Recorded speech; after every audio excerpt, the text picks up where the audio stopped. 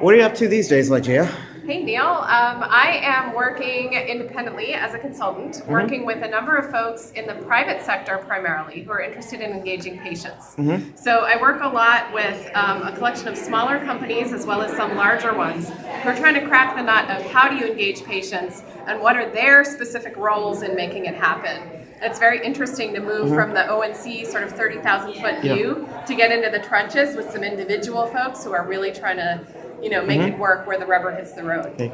And what's your take on the state of patient engagement these days? I mean, there's been so much talk about we need to, the Get My Health Data campaign, which you've been a central part of, you've been involved in. Well, we're getting there, but never as fast as I would like. Of course. I think the conversations have moved forward, but I'd love to see real change. We've seen a huge explosion in the development of consumer apps and tools, but we haven't yet crossed the chasm of taking data from all those devices and really mashing it up with information that the traditional healthcare system uses.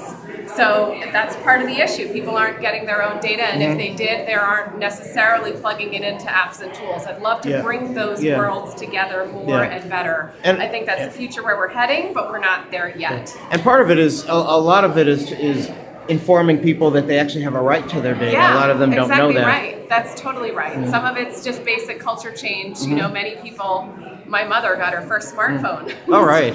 Fairly recently. And so she's not quite at that point necessarily. Well, actually being my mother, she is somewhat, but of getting her data and really using it in a variety of ways. And for many other people too, it just hasn't really hit Main Street.